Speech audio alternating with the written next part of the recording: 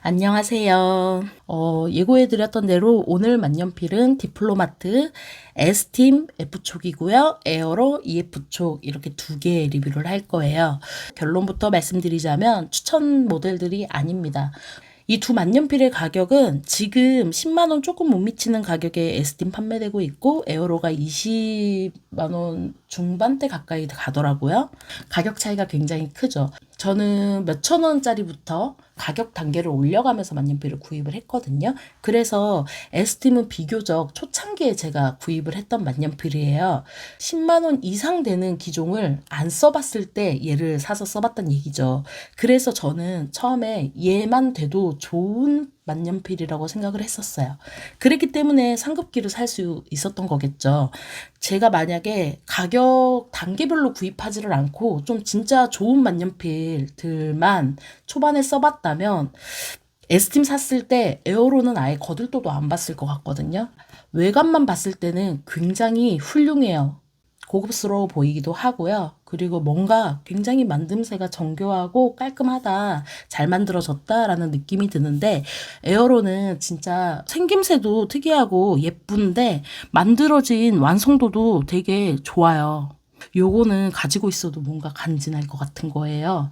그래서 구입을 했는데 처음에 딱 받아서 들었을 때 저는 S팀이 별로 무겁지가 않은 만년필이라서 에어로 그렇게까지 무거울 거라고 생각을 못했어요. 근데 이거 스틸 재질로 만들어진 만년필이라 어쩔 수 없을 테지만 상당히 무거워요. 무거운 만년필, 그러니까 쉐퍼 300 같은 거 진짜 무거운데 캡을 딱 제거하면 바디가 확 가벼워지거든요. 얘는 캡을 딱 제거했을 때 바디가 가벼워지긴 하지만 그래도 약간의 묵직함이 있어요. 그래서 묵직한 만년필들 선호하시는 분들한테는 오히려 에어로가 좋을 수 있을 것 같아요. 지금 잉크가 들어있는데 42g, 캡 제거하면 31g, 11g이 확 줄어들었네요. 이 에어로 같은 경우는 캡을 포스팅하고도 쓸 수가 있어요. 포스팅하고 쓰면 42g을 손으로 이제 감당하면서 필기를 해야 되는 거죠. 포스팅했을 때 뒤로 빠지거나 이런 문제 없이 되게 안정적으로 캡이 끼워지는데요. 근데 많이 무거워요. 제가 느끼기에. 그래서 캡을 빼고 들어도 31g. 우리 보통 사용하는 트위스비 에코가 잉크 안 들어있을 때 22g 정도거든요. 잉크 넣어도 한 25g? 그러니까 5g 차이가 크지 않을 것 같은데 장시간 필기를 하면 그 무게의 부담이 온전히 손목으로 가게 되는 거예요.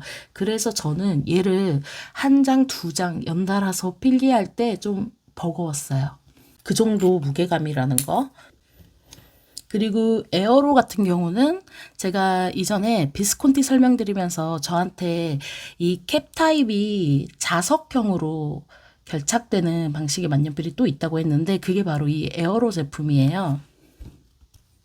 닫을 때 착하고 경쾌하게 닫히거든요. 닫힐 때는 아귀를 잘 찾아 들어가는 느낌? 그런 느낌으로 굉장히 경쾌하게 닫히는 느낌이죠. 그래서 결착 방식 같은 거는 재미있기도 하고요. 뭔가 특별한 느낌도 들고 그리고 디자인이 무엇보다 굉장히 독특하잖아요. 뭔가 좀 세련된 느낌도 들고 차별화도 확실한 것 같고 거기에 끌려서 20만 원이 넘는 만년필인데도 구입을 해보자 싶었던 거죠. S팀은 상대적으로 훨씬 가벼운데요. 잉크 들어있는 상태로 지금 29g이에요. 캡을 제거하고 올렸을 때 18g. 라미 사파리가 17g. 라미 사파리는 너무 가벼우니까 캡을 뒤에 끼우고 쓰게 되잖아요. 그 정도 무게감이라고 보시면 돼요. 근데 S팀도요. 캡 포스팅하지 않고 배럴만 잡고 써도 길이감도 충분하고 제가 손이 큰데도 안정감 있게 들고 쓸 수가 있는데 캡을 뒤에 끼우고 쓰게 되면 무게감은 올라가는데 얘는 무게중심 밸런스가 생각보다 상당히 잘 잡혀 있어요. 무거운 펜들은 특히 캡을 뒤에 끼웠을 때 무게중심이 캡 뒤쪽으로 이렇게 넘어가는 펜들도 있어요. 그러면 쓸 때 펜의 힘이 계속 뒤로 약간 기우뚱 들리는 느낌? 그런 게 이제 느껴질 때가 있거든요. 그런 만년필들은 캡을 포스팅하게 못 써요. 근데 S팀은 캡을 끼웠을 때 전체적인 무게 중심의 밸런스가 좋아져서 요대로 필기를 했을 때 오히려 펜 촉에 필압을 주지 않아도 그 무게가 적당히 펜을 눌러주는 느낌이라 필기할 때 느낌이 나쁘지 않아요. 그리고 에어로는 좀 대형기에 가깝다 싶을 정도로 펜촉도 크고 펜도 큰 편이거든요. 근데 S팀은 딱 편안한 크기예요. 손이 큰 분들, 작은 분들 누구나 사용하시기에 큰 불편 없을 만한 보편적인 크기이고요. 그리고 펜촉이 좀 작긴 하지만 글씨 결과물이 좀 절도 있게 완성이 되는 편이에요. 무게감, 외관, 다른 만년필들에 비해서 빠지는 거는 없는 만년필이라는 느낌이 들거든요. 분명히 외관적인 장점이 큰 만년필인데 왜 비추천이냐 하면요. 얘네 둘 다 필감이 특색이 없어요. 어떤 느낌이냐면 펜촉은 S팀도 그렇고 에어로도 그렇고 둘 다 끝이 굉장히 날카로운 그 섬세한 느낌이 있어요. 정말 펜촉으로 쓴다라는 느낌이 확 드는 그런 필감인데요. 근데 애매해요. 왜냐? 잉크 흐름이 그렇게 좋은 편이 아니거든요. 잉크 흐름이 좋은 잉크를 넣어서 쓰더라도 다른 품질 좋은 만년필의 절반 정도 흘러나온다라는 느낌? 종이 특성이 좀 달라요. 이 레노아 노트거든요. 잉크 번짐이 다소 발생하는 흡수력이 좀 있는 종이에요. 이렇게 흡수력이 있는 일반 용지에 가까운 노트에 썼을 때는 그래도 쓰기에 엄청 불편한 느낌은 아니었거든요. 근데 이렇게 코팅감이 있고 밀도 높게 제작된 그런 종이 위에다가 쓸 때는 잉크 흐름이 좀 더 감소하는 느낌이 들어서 필기하기가 굉장히 불편하더라고요. EF촉하고 F촉의 차이가 거의 안 느껴질 정도로 두 펜촉이 주는 필감의 느낌은 상당히 흡사하거든요. 굉장히 비슷한 느낌이에요. 펜촉의 느낌은. 잉크 흐름은 둘 다 좀 박한 편이에요. 쓰다 보면은 흐름이 좀만 좋으면 좋겠는데 왜 이렇게 답답해? 라고 약간 화가 치밀어 오르고요. 펜에 자꾸 힘을 주게 되는 그런 정도로 흐름이 나빠요. 이럴 때는 노트 선택을 좀 잘 하면 달라지기도 하거든요.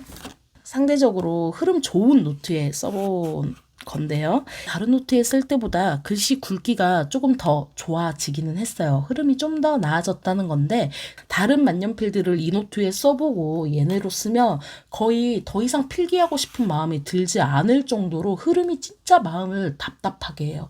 고구마 한 100개 먹인 느낌? B7 용지에 필기를 한 건데 굵기는 S팀 F촉이 약간 더 굵어 보이는데 필기할 때의 그 필감은 되게 느낌이 비슷했어요. 다른 종이보다 잉크 흐름은 훨씬 좋아진 느낌이었는데요. 그럼에도 불구하고 필감이 엄청나게 올라가지는 않았고 그래도 다른 종이보다는 훨씬 나아진 느낌은 들었죠. 약간 절도 있게 써지는 것 같으면서도 그 예리함을 종이가 약간 흡수해주는 느낌이 들어서 궁합이 상대적으로 좋아진 것 같아요. 다른 노트보다. 한마디로 얘기하면 B7에서 잘 맞긴 하지만 그럼에도 이 펜촉이 뭐 좋다, 괜찮다라고 느껴질 정도는 아니라는 거죠. 에어로 EF촉은 로이텀 같은 만능 노트에 써도 필감이 그렇게 좋지 않았어요. 5점 정도면 진짜 무난한 거거든요. 거의 5점 미만이 없어요. 어지간한 만년필로는 로이텀에서 나쁜 필감을 갖기가 어려워요. S팀은 그래도 F촉이니까 에어로보다는 훨씬 나은 느낌이 들기는 했는데요. 흐름도 좋아지고 다른 노트보다는 궁합력이 훨씬 올라갔어요. 훨씬 좋아졌다. 이 궁합은 이제 다른 노트에서는 이 정도밖에 안 듣는데 여기 오니까 와, 이 정도면 이 노트가 궁합이 제일 맞다 해서 9점인 거예요. 다른 펜들을 기준으로 하는 게 아니거든요. 그냥 이 S팀을 여러 노트에 써봤을 때를 기준으로 하는 거라 그나마 로이텀하고는 잘 맞아요. 그럼에도 불구하고 가장 끌어올려진 필감이 8점이에요. 로이텀에 썼을 때 다른 만년필들이 필감이 10점까지 올라가는 애들이 되게 많거든요.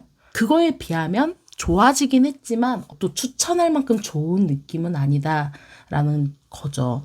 이 디플로마트 만년필이랑 비슷한 필감의 만년필을 찾자면 좀 더 저렴한 만년필 중에 이 파버카스텔 에센시오 펜촉이 요 만년필들이랑 필감이 되게 비슷해요. 얘도 마찬가지로 흐름이 좀 많이 아쉬운 느낌이 들었거든요. 이렇게 흐름이 박하고 뭔가 글씨를 쓰는 것 자체에서는 좀 절도 있는 느낌이 나는 그런 만년필들은 어디에 쓰면 좋냐면 차라리 일반 A4 용지나 일반 노트, 번짐이 덜한 잉크를 선택해서 그냥 일반지에다가 쓰는 거죠. 근데 또 이것도 함정인 게 필감이 좋고 훌륭한 만년필들 역시 일반지에 써도 좋은 것들이 많거든요. 이렇게 후기도 별로 없고 만년필 종류도 별로 없고 브랜드 이름도 뭐 알려지지 않은 만년필들은 이유가 있어요. 써본 분들이 좋으면 알아서 입소문을 내주실 텐데 그렇지 않았다는 건 품질이 그만큼이 안 된다는 거라는 걸 저는 사보고 알았습니다. 제가 앞서 계속 비추천 만년필들만 소개를 했잖아요. 근데 저도 요즘 필기 샘플링을 좀 하느라 만년필들을 계속해서 잉크 넣고 써보고 세척하고 이런 과정에 있거든요. 좋은 거는 거의 만점으로 좋다고 하면 안 좋은 만년필은 100점 미만. 그러니까 그 정도로 필감의 편차가 크다는 걸 많이 느끼고 있어요. 제가 최근에 추천하지 않아요라고 시작해서 소개한 만년필들은 좋은 필감을 가진 만년필들이랑 편차가 굉장히 어마어마하게 많이 난다는 거를 좀 염두에 두시고 구입할지 말지를 고려해 보시면 좋을 것 같아요. 요청이 가장 많았던 센츄리부터 제가 다음 영상으로 준비를 할 거고요. 5월 달에 연휴가 너무 많더라고요. 3일이나 되더라고요. 즐거운 연휴 보내시기를 바라며 다음 영상으로 또 찾아뵐게요. 즐거운 주말 보내세요.